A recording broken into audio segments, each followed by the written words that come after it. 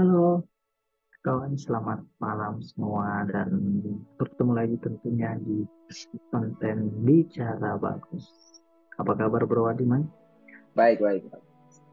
Oke, jadi kali ini kita coba bahas. Ini sih sebenarnya kita sangat sangat apa ya?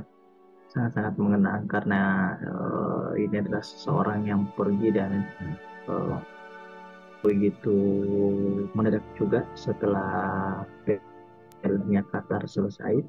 Nah, sebenarnya di akhir tahun 2022, Bro, kabar duka itu datang dari dunia sepak bola sebagai seorang yang mencintai atau menyukailah dan perjalanan sepak bola mau dalam negeri maupun luar negeri, tentu banyak orang yang mengenal ini. Sang legenda asal Brasil, Pele, meninggal dunia dalam usia 82 tahun di hari Kamis, buat tanggal 29 bulan 12 2002 dan melansir beberapa media di luar sana, pria bernama asli Edson Arantes do Nascimento itu lahir di negara bagian Minas Gerais pada 1940. Keluarga Pele pindah ke kota terdekat bernama Bauru untuk mencari kehidupan yang lebih baik.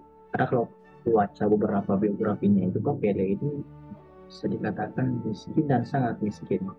Ya, Dia dibesarkan dalam kemiskinan dan orang tuanya bahkan tidak mampu membeli peralatan sepak bola. Kaos kaki tua berisi koran adalah bola pertama yang ditendang kaki ajaibnya, tetapi itu cukup baginya untuk jatuh cinta pada olahraga itu.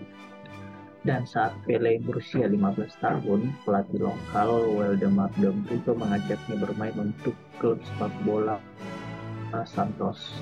Santos ini salah satu klub sepak bola yang ada di Brasil sekarang, bro. Nah, setibanya di kota yang namanya sama dengan klub itu, Brito mengatakan kepada pelatih, anak ini akan menjadi yang terbaik di dunia. Dalam beberapa menit, pelatih terkesan dengan Pele dan langsung mengontraknya. Saat itu, tahun 1956.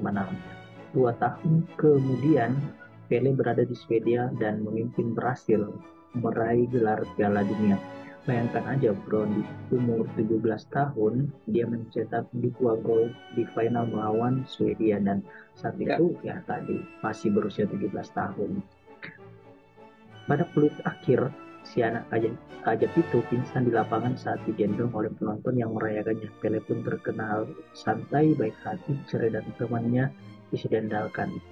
Secara eh, secara pengakuan ya, kita mengaku Pele adalah salah satu pemain terbaik di dunia dan bahkan setelah Piala Qatar 2022 selesai dan keluar pemenangnya yaitu adalah Argentina sebagai champion, banyak orang yang membandingkan siapa yang menjadi apa ya, the greatest of the time atau orang biasa bilang god itu kan, Ya, membandingkan antara Pele, si Maradona, terus Messi dan Cristiano Ronaldo. Messi baru-baru meraih pencapaian tertingginya sebagai pemain sepak bola, mengantarkan Argentina untuk menjadi champion pada Piala Dunia. Dan perbandingan ini agak sulit sih karena meskipun ya. beda zaman, tetapi orang punya punya masing-masing yang masih yang terbaik. Dan biarlah kebanyakan orang atau kebanyakan dalam hati kita masing-masing siapa yang menjadi terbaik. Pele Pele merupakan pria yang baik, dikenal dalam beberapa wawancara dan banyak waktu untuk berbicara. Dia tidak memiliki sikap bintang yang biasanya angkuh, sombong dan lain-lain. Dan Pele memiliki cara berbicara bahasa Portugis tertentu, sesuatu yang akan menjadi ciri khasnya. Dia akan terus menerus menyelesaikan kalimatnya dengan entende yang berarti mengerti. Seperti dia selalu ingin memastikan untuk memfasilitasi percakapan. Sama seperti dia akan memuluskan permainan rekan satu timnya. Selain skill dan karisma, mistisme tertentu selalu menyelimuti karakter raja sepak bola itu. Pele berasal dari sebuah kota bernama Tres Caratos yang diterjemahkan menjadi Tiga Hati. Salah satu dari banyak kutipan yang terkenal dibuat pada pertandingan terakhirnya yang pernah dimainkan pada 1907 di New York menghormati anak-anak dengan bahasa Inggrisnya yang terbatas. Dia hanya mengatakan, love dan love ada cinta dari cinta. Di atas lapangan, Pele langsung menjadi selebriti setelah menjuarai Piala Dunia 1958. Sekembalinya ke Brasil, dia membantu Santos membangun dinasti, memenangkan 25 gelar pada 1960-an. Meski terkenal dirinya, Pele tetap menjalani kehidupan yang membunuh di Santos. Dia akan berbagi wisma dengan pemain-pemain dan bersepeda keliling kota. Dan pada tahun 1970, bro, pada Piala Dunia pertama yang disiarkan dalam warna, tim yang juga memiliki Cordal Revelina dan Tosca itu menampilkan salah satu penampilan Piala Dunia paling terkenal dalam sejarah. Di final menang 4-1 atas Italia, Pele mencetak gol sundulan yang menurut beberapa orang berhasil dilakukannya dengan membeku di udara. Dia merayakan gol dengan cara yang melompat dan meninjau darah. Dan itu adalah gol ke-12 dan terakhir Pele di Piala Dunia. Pada 1969, ia menjadi pemain pertama mencetak 1000 gol ke 1000 terjadi di Maracana atau di Rio de Janeiro yang dikenal sebagai Mekah sepak bola. Nah, sebenarnya Bro berlanjut bahwa Pele ini memang bisa dikatakan sebagai salah satu legenda terbaik lah Ya, dalam sepak bola dan betul. mungkin sampai saat ini masih belum ada atau sudah ada yang membanding-bandingkan seperti tadi yang kita sebutkan. Mungkin sedikit pengantar bro, ada yang ingin ditambahkan dalam diskusi ini karena kalau kita bahas Pele ini nggak Ya, habisnya. Saya juga sudah sempat nonton apalagi namanya ya filmnya. biografinya dan banyak juga artikel dan buku-buku gitu yang membahas soal Pele. Mungkin lanjut aja bro kalau ada. Ya, kalau melihat kan kalau masalah ini kan saya sebenarnya lebih banyak nonton itunya, recap dari filmnya. Kan sudah pernah nonton juga yang kemarin film itu, yang tentang Pele kan, yang terkait dengan biografi dari awal mulanya dia. Kan kalau di situ ada beberapa hal sih yang sebenarnya menjadi catatan juga. Karena ternyata ayahnya Pele kan sebenarnya juga pemain bola, tapi karena cedera tertentu, akhirnya nggak lanjut ke profesional. Karena pada akhirnya kalau di filmnya, kalau yang biografi di filmnya itu ayahnya yang ajarkan Pele untuk bagaimana trik-trik bermain bola. Waktu itu kan kalau melihat dari alur filmnya ada beberapa hal yang penting. Kayak contoh yang masalah terkait dengan pola permainan Brasil pada waktu itu, di mana yang dianulir bahwa pola permainannya sudah jadul, yaitu yang menggunakan kayak seni-seni samba dan capoeira kan. Jadi kayak tarian-tarian begitu. Jadi yang kayak kan tipikal Brasil begitu ya. Jadi kayak menari-menari di atas lapangan kan, bukan yang tipikal taktik yang oper-oper bola yang kayak tiki taka di Barcelona itu. Nah, waktu itu kalau nggak salah di dalam alur ceritanya itu memang lebih di poin pentingnya bahwa pada masa itu kepercayaan terkait dengan strategi permainan bola yang kalau di sini bilangnya goreng-goreng ya. Jadi yang goreng-goreng sampai ke gawang itu dianggap permainan jadul.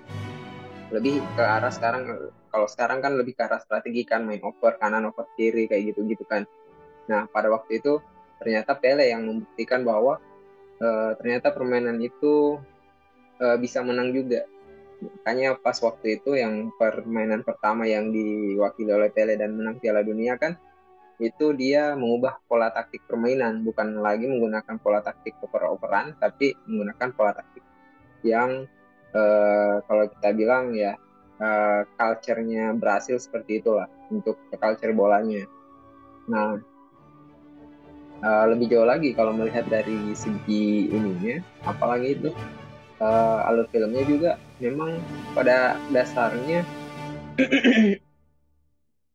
di Brasil itu banyak pemain-pemain yang apa ya, pemain-pemain tenar yang melalang buana di itu di klub-klub besar. Contohnya saja kalau di dalam cerita kan dia ketemu sama ada tuh kayaknya yang apalagi namanya kayak rivalnya gitu, yang lawannya gitu, tapi di Piala Dunia jadi satu temannya, satu timnya.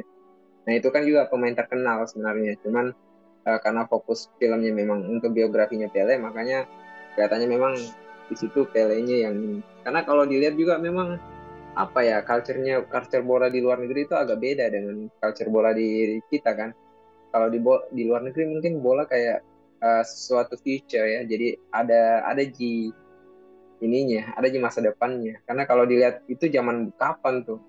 Kalau di zaman itu mungkin kalau di sini bola masih kayak bilang, ah, mau pemain bola untuk jadi karir kan masih ini. Mungkin kalau zaman sekarang itu pasti orang bilang, oh ya kalau jago main bola nggak apa-apa, cari karir aja jadi bola. Tapi kalau zaman waktu itu, kalau dibandingkan dengan negara kita pasti agak berbeda sih.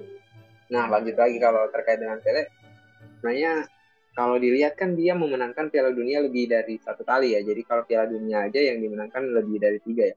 Jadi kalau tiga ya kalau nggak salah, tiga Piala Dunia dia berhasil mengantar timnya ya. Walaupun kita nggak bisa memungkiri bahwa bola itu bukan permainan satu orang, itu permainan 12 bahkan 13 mungkin ya sama pelatih dan manajer. Tapi tidak bisa dipungkiri kalau kita mau lihat Maradona contohnya, kalau seumpama VAR ada mungkin Maradona nggak bakalan bisa cetak gol. Yang kan kalau yang Si tangan siapa? Maradona Si kan tangan terkenal dewa ya. sama ininya kan, sundulan tangannya itu kan, sundulan Si tangan. tangan dewa. Apa kan? Si tangan dewa. Ya, si tangan dewa kan. Kan orang pada paham kan. Pas waktu zaman itu saat tidak kelihatan dari wasit dianggap gol kan. Tapi kalau sudah ada sistem yang zaman sekarang, seumpama yang canggih zaman sekarang itu mungkin nggak bakalan Sudah gol. ada VAR. sudah ada VAR bro. Sudah ada Iya. VAR. Nah, kalau Messi pun berapa kali ikutan Piala Dunia kan terlepas dari itu dia baru satu kali mengantarkan timnya. Jadi Ya, ya 5 kali. tergantung aja. Dia sudah ikut Ya, 5 kali Piala Dunia. tapi cuman ya, tapi kembali lagi bahwa Piala Dunia itu ataupun bola itu kan bukan permainan satu orang. Seandainya permainan satu orang, pasti kita bisa membandingkan bahwa oh ini the greatest player all the time. Tapi kalau seumpama fasenya sekarang ya itu kan permainan 13 orang, 14 orang, 11 orang kan ceritanya kalau di lapangan.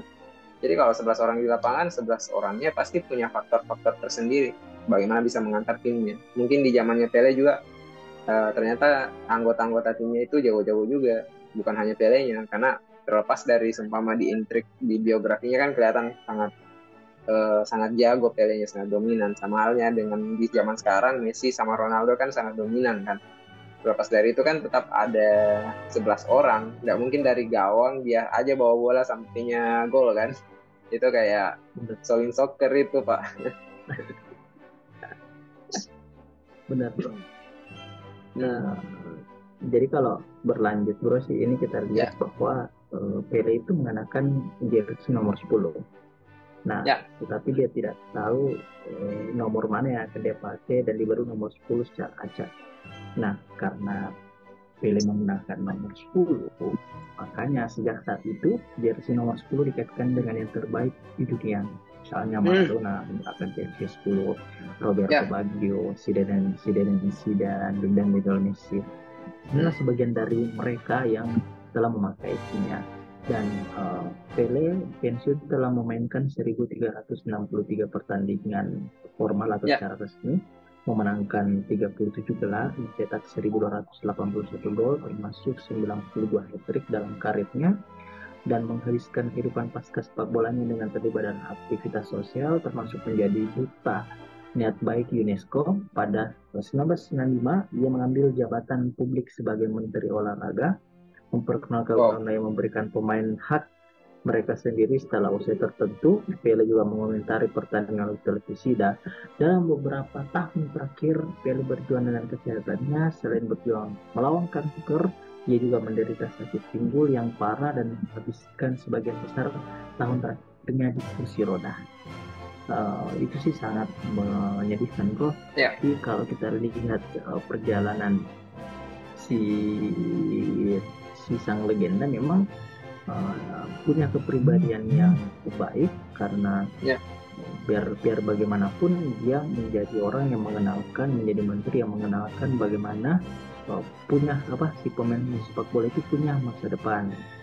Dan tetapi pada masa-masa terakhirnya ya mau gimana lagi, dia menderita kanker, dan akhirnya ya tangan sang legenda dan kita hanya bisa mengenangnya sebagai salah satu pemain terbaik di dunia. Dan kalau lihat video-video lamanya memang bukan mengerikan ya, hebat banget lah di lapangan hijau, Ya. melewati beberapa orang, mirip-mirip seperti kayak kalau nonton Maradona, Messi, Cristiano Ronaldo. Kalau kayak ada Maradona yang melewati 6 7 orang, terus setelah itu bagaimana melewati Messi melewati 6 pemain, Ya, 4 betul. di lapangan sampai mencetak gol, dan bagaimana efektivitas permainan Cristiano Ronaldo yang mengambil kesempatan dan lalu menembak dan gol. Dan inilah yang memperlihatkan bahwa sepak bola punya masa depan. Dan kalau kita lihat ya sekarang juga di di Indonesia pun juga sudah banyak pemain-pemain kita yang bermain di luar negeri, bahkan sudah sejak era kapan begitu. Dan di level klub, Pele baru gantung sepatu pada 1977 karena masalah pada ginjalnya. Memang ternyata banyak penyakitnya bro. Dan saat Ya. pindah ke klub New York Cosmos di Liga Sepak Bola Amerika Utara, kini MLS, Pele ikut mempersembahkan masing-masing titel Soccer Bowl dan Atlantic Conference Championship. Tapi pasca masalah pada ginjalnya, Pele pensiun. Laga terakhirnya dilakukan di pertandingan eksibisi antara New York Cosmos kontra Santos di Giant Stadium di New Jersey 1 Oktober 1907. Berarti pensiun di tahun 1977. Tak hanya disaksikan keluarganya, laga itu juga disaksikan legenda seperti Baby Moore dan Muhammad Ali.